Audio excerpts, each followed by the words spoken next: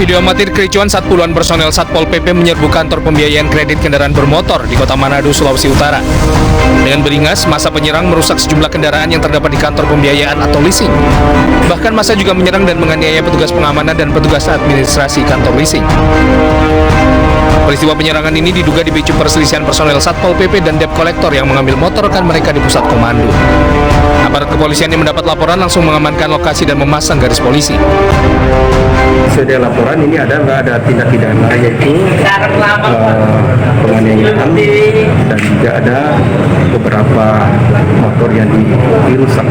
Ya, jadi sudah polisi lain untuk mengamankan TKP. Polisi masih mendalami kasus ini.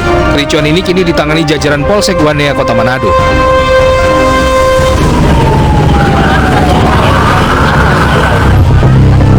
Warga di Jalan Majapahit, Kota Malang digemparkan dengan aksi nekat seorang pria yang terjun ke sungai dari atas jembatan setinggi 30 meter.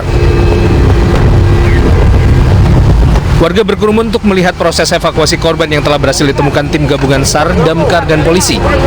Korban ditemukan dalam kondisi tewas 1 km dari lokasi ia terjun. Kondisi korban waktu kita datang itu sudah digeser dari air ke titik aman. Dalam arti korban kondisinya menggunakan singlet atau singlet, lanjut dia menggunakan celana dalam. Identitasnya belum diketahui ya Pak? Usia diperkirakan berapa Pak? Kalau usia sekitar 40 ke atas. Jenazah korban selanjutnya dibawa ke instalasi forensik Rumah Sakit Syaiful Anwar untuk diotopsi dan identifikasi. Karena saat dievakuasi tak ditemukan identitas diri korban. Polisi telah meminta keterangan sejumlah saksi dan kasus ini kini ditangani jajaran Polsek Lojen Malang, Jawa Timur.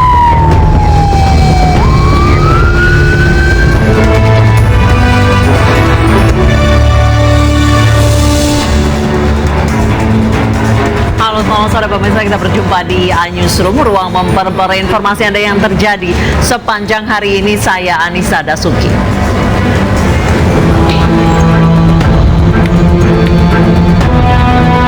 Sebuah truk pengangkut buah-buahan terbakar di ruas tol Cipali, Purwakarta, Jawa Barat siang tadi. Tidak tersedianya alat pemadam api pada kendaraan serta sulitnya mendapatkan air membuat api cepat membesar. Akibatnya hanya dalam waktu singkat badan mobil ludes dilalap si jago merah. Api baru bisa dipadamkan setelah petugas pemadam kebakaran datang sekitar 30 menit dari waktu kejadian. Menurut pengemudi truk, peristiwa ini berasal ketika truk yang dikemudikan berjalan dari arah Palimanan Cirebon menuju Jakarta. Di lokasi kejadian, tiba-tiba roda belakang sebelah kiri mengeluarkan asap. Tak berselang lama, api kian membesar hingga menyambar tangki BBM. Beruntung dirinya dan kernet sudah keluar dari truk sehingga selamat dari maut. Namun seluruh isi muatan berupa buah-buahan hangus tak terselamatkan. Satu unit rumah milik warga di Desa Sivahandro, Kecamatan Sawo, Kabupaten Nias Utara hangus terbakar di lahap api.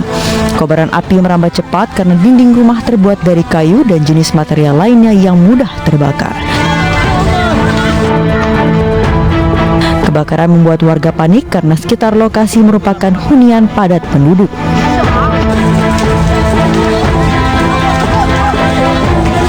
Warga kesulitan memadamkan api karena hanya menggunakan peralatan seadanya.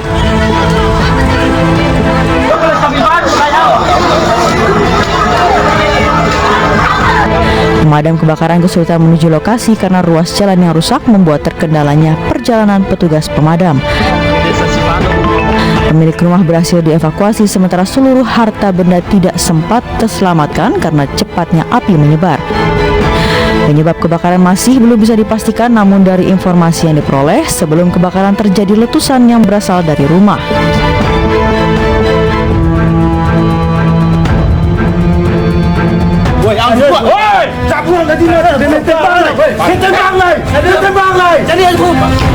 Diduga hendak melakukan transaksi narkoba, seorang kurir sekaligus DPO Bandar Narkoba diciduk tim Raja Wali Satres Narkoba Polresta Padang di daerah Kalumbuk, Kecamatan Kuranji, Kota Padang.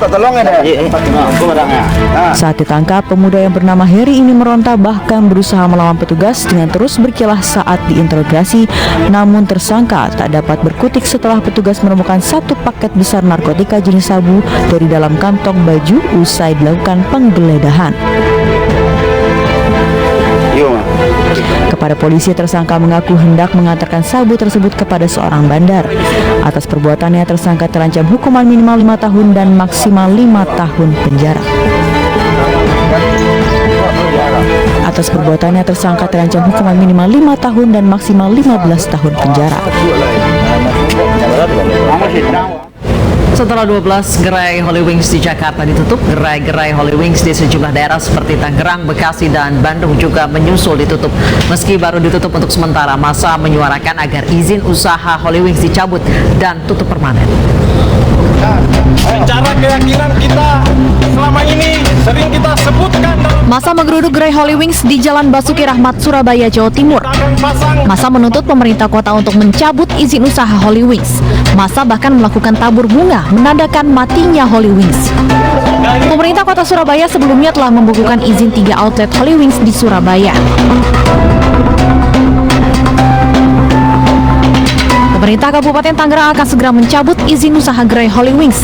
Sedikitnya ada 3 gerai Holy Wings di Provinsi Banten, yaitu di BSD, Gading Serpong, dan Lipo Karawaci. Bupati Tangerang Ahmad Zeki Iskandar mengatakan pencabutan izin usaha Holy Wings akan dilakukan secara permanen. Jika ada gerai Holy Wings yang masih nekat beroperasi, akan dijatuhi sanksi pidana.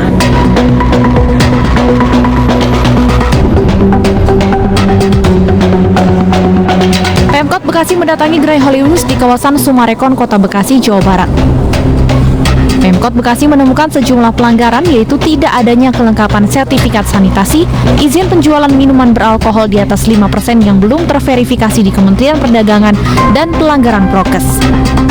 Namun dari ketiga pelanggaran belum memenuhi syarat untuk penyegelan. Holy Wings Bekasi mengaku tidak melakukan promo yang kemudian menimbulkan kontroversi.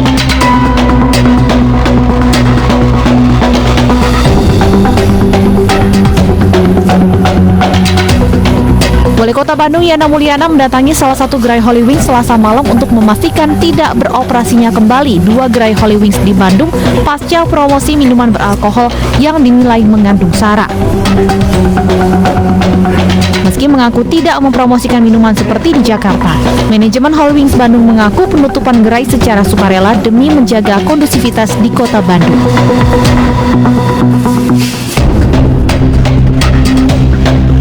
Sementara di Jakarta, 12 gerai Holy Wings ditutup dan disegel Satpol PP. Pelanggaran terkait perizinan Holy Wings yang tidak lengkap dan tidak sesuai peruntukannya. Promo minuman keras bagi Muhammad dan Maria yang dilakukan Holy Wings menuai kontroversi hingga berujung ke jalur hukum. 6 orang staf Holy Wings bahkan telah ditetapkan sebagai tersangka dan ditahan di Mapolres Metro Jakarta Selatan. Jelang penerapan sistem pembelian Pertalite menggunakan aplikasi My Pertamina, sejumlah masyarakat Kota Bandung menolak aturan tersebut karena dinilai menyulitkan.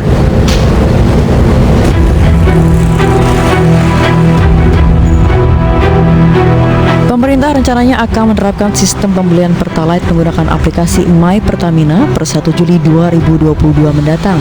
Penggunaan aplikasi My Pertamina untuk menentukan penerima yang tepat, menerima BBM jenis penugasan dan subsidi tersebut. Namun, sejumlah masyarakat Kota Bandung menolak keras rencana pemerintah karena dinilai menyulitkan. Selain itu, tidak semua masyarakat paham penggunaan aplikasi My Pertamina.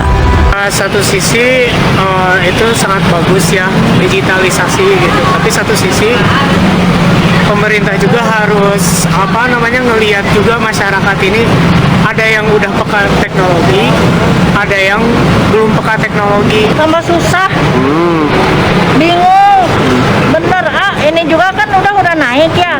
Nanti kalau ini kan kalau misalkan nggak ngerti pakai apa main itu kan ya, pasti lari ke pertama kan ya, sedangkan pertama harganya berapa?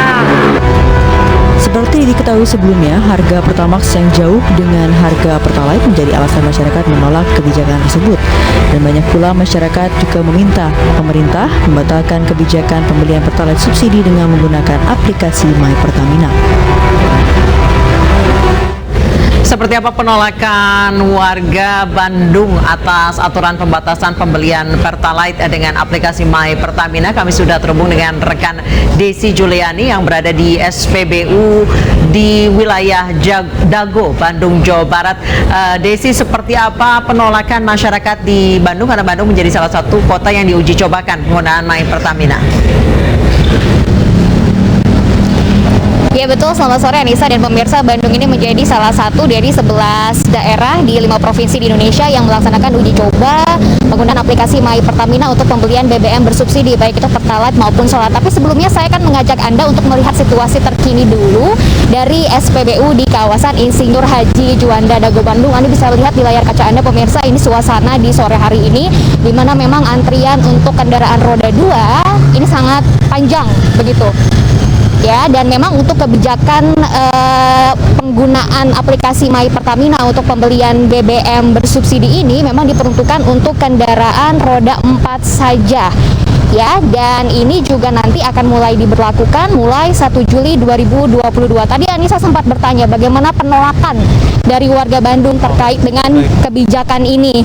Tadi kami sempat berbincang dengan sejumlah pengendara yang mengisi BBM di SPBU ini. Memang yang namanya kebijakan ya pemirsa, ini menuai pro dan kontra. Satu sisi ada yang menilai kebijakan ini dinilai baik karena memang bisa selain dari digitalisasi, kemajuan digitalisasi, ini juga dapat menjadi tolak ukur apakah memang BBM bersubsidi ini tepat sasaran atau tidak. Nah, sementara untuk yang kontra ini menilai bahwa kebijakan ini dirasa menyulitkan. Kenapa? Karena ini tidak semua masyarakat yang melek teknologi seperti itu. Nah, terkait dengan melek teknologi ini memang dari mekanisme yang disampaikan oleh pihak Pertamina juga selama masa uji coba nanti sebelum tadi tanggal 1 Juli 2022 nanti masyarakat juga diharuskan untuk mendaftar terlebih dahulu, di mana untuk proses verifikasi data ini nanti membutuhkan waktu kurang lebih 7 hari kerja. Nah, nanti kalau memang sudah terverifikasi dan nanti masyarakat akan mendapatkan konfirmasi berupa barcode atau QR code. Nah, QR code ini nanti yang bisa digunakan untuk pembelian BBM bersubsidi baik itu Pertalite maupun solar. Nah, QR code ini sebenarnya Anissa bisa diakses di aplikasi My Pertamina ataupun juga bisa dicetak seperti itu. Jadi nanti masyarakat juga yang kesulitan atau misalnya handphone yang habis, lowbat seperti itu juga bisa menunjukkan bukti fisik dari barcode yang memang sudah didaftarkan di website subsiditepat.mypertamina.id. Anissa. Desi Juliani melaporkan langsung dari Bandung, Jawa Barat. Selamat bertugas kembali, Desi. Pemirsa, jajaran Sat Narkoba Polresta Bandung menggerebek sebuah pabrik mie berformalin di Desa Rahayu, Narga Asih, Kabupaten Bandung, Jawa Barat. Informasi selengkapnya usai jeda.